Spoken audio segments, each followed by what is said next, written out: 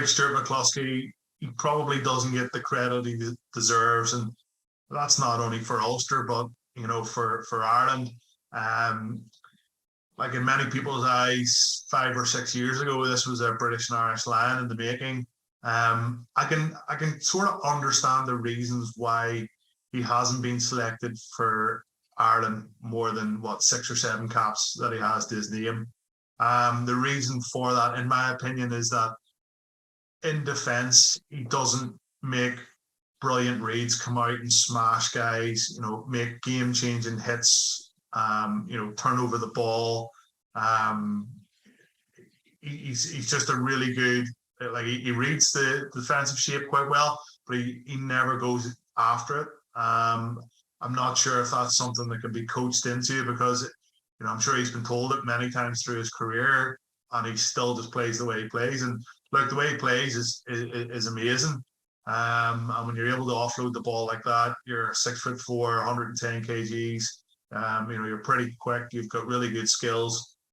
You walk into most international sides. It's just very unfortunate for him that he's somebody like Bundy Aki and Robbie Henshaw, who play 12 and absolutely smoke boys in defence, whether they're playing against the All Blacks or playing against Fiji, or playing in the blue or green of Leinster and Connacht. And that's where McCloskey needs to get his game. You see him around rucks as well. He's for such a big man, he's really difficult to put on the ground. So even when he makes a tackle, he's still always on his feet. He's trying to counter ruck a little bit, and he's a real handful just to get away. And I'd just love to see him use his size even more. Just batter into rocks, counter ruck. As soon as he makes a tackle, he's up on his feet, barging through, stealing the ball. He never gets a poach. He never gets over the ball and gets a poach. And I'm not sure if that's because he's very rarely on the ground when he makes a tackle. A lot of his tackles are upright. I suppose going back a number of years, you would have seen the choke tackle a lot more, especially under Les Kiss. And he would be very much, still doing that a lot. So yeah, that's only a personal opinion on Stuart. If I was picking the Irish side tomorrow, would he be in it? On current form, maybe yes. I'd say he should have had a hell of a lot more caps than he certainly does now. And I don't think the door is completely shut either. I think a big season in the white of Ulster, and he could certainly put his hand up for an outside chance of going on the 2023 Rugby World Cup. But then you see the emerging Ireland squad with the young French-Irish man Antoine Frisch, being selected there. You've still got Chris Farrell, you have Robbie Henshaw, Bundy Aki, one or two others. Keith Earls can even slip into 13 as well. So unfortunately for Stuart, he's an out-and-out 12. He really is, but he's a bloody good one. And I'm really thankful that he's playing for Ulster, because he was magnificent on Saturday night against Connacht, caused him so many troubles. And as you referenced there, that amazing offload to put Luke Marshall. And I thought the actual centre partnership was really good to watch. Two big men. And we all know how much size and power wins games these days. And, those two lads have certainly got plenty of that. James Hume still to come back in. We know he suffered a bad hamstring injury when he was away on the Ireland tour in New Zealand. Ritzes are everywhere across every position. But there's still, like I said, I think I said it to you, Donny, maybe 18 months ago when Ireland were playing in the Six Nations, that I'd say 70 or 80% of the players that were starting in that Six Nations, I personally feel are going to start in the Rugby World Cup in 2023. So, why is that? Because they've played so well over the 2 or 3 years to nail down a position. So when one becomes available, so Jamie Heaslett retires, then that door, Jamie Heaslett was there week in, week out, 98 caps for Ireland, 5 or 6 for the British and Irish Lions. As soon as that door opened, Keelan Doris came in and took it. And then, it was him and Jack Conan fighting for that number 8 jersey. And then all of a sudden, Peter O'Mahony lost a little bit of form, wasn't playing particularly well, a couple of injuries. Keelan Doris moved to number 6. He then nailed that jersey down. And that was the Ireland team for I think 5 or 6 games, 7 or 8 games. Then Pete hits a bit of form again, and Keelan Dorse moved back to number 8, and Jack Conan, who's the starter for the British and Irish Lions team, was pushed onto the bench. So, it's so important that when you're given that, chink of light, that you absolutely go after it. And Stuart's only been given a couple of games, and a few of those games have been against more mediocre sides as well.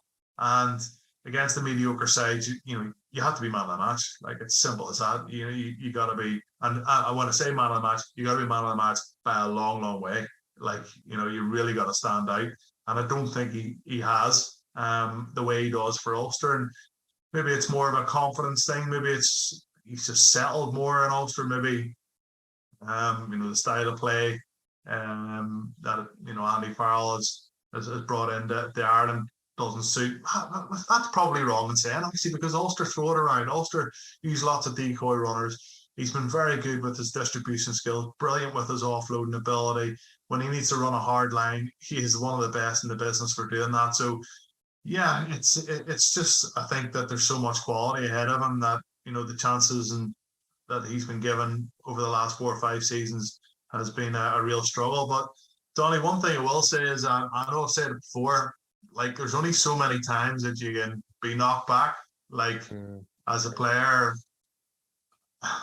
it's easy for me to say this now, but if I was Stuart McCloskey, I'd probably be playing in France earning $500,000 a year. Like, and I know he hasn't been there Rugby World Cup.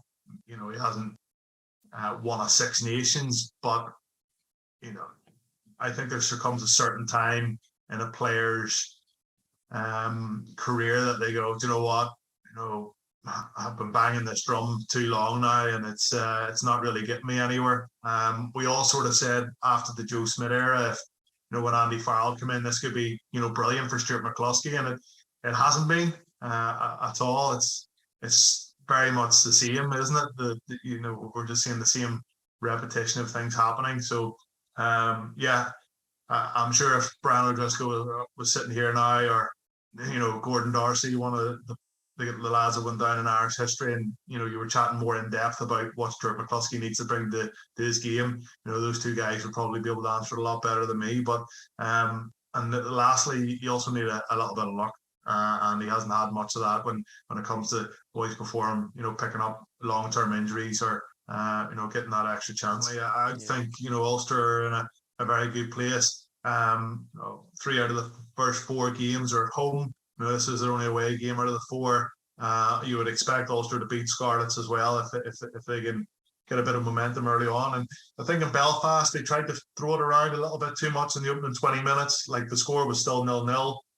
Connacht really hadn't fired a shot. Ulster were huffing and puffing and couldn't blow them away at all. So, they turned more to their power game, went to their maul. Young Tom Stewart, got a try off the maul, made a great break, which led to the Nathan Doak try. And they just tightened things up a bit.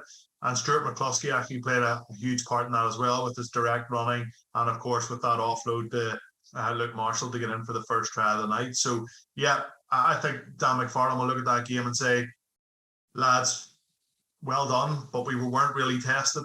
We had an awful lot of possession. Like, Connacht hardly touched the ball, and the 1 or 2 times that they did, they didn't really fire anything. And yes, they scored a cracking try towards the end. They can show what they're capable of, but they're just missing so many top quality personnel that they'll be in with a fighting chance of going to Belfast and getting a result. So, Ulster very, very happy going to the Scarlets. Scarlets drew against the Ospreys last week at home as well. And they'll be looking to, try and get their first victory of the season. It's a beautiful ground to play rugby at. Like, the grass is, slick, nice stadium. Hopefully there's a big crowd. The weather is pretty decent also. And that's another thing from this weekend. You look at the Leinster Zebra game, you look at the Ulster game, the games over in Wales, the Munster Cardiff game, the weather was exceptional, and the actual skill level of some of the teams was on a different level. And it also helps the likes of Zebra, and it helps the teams that probably don't have the same skill set as a Leinster or an Ulster or Munster.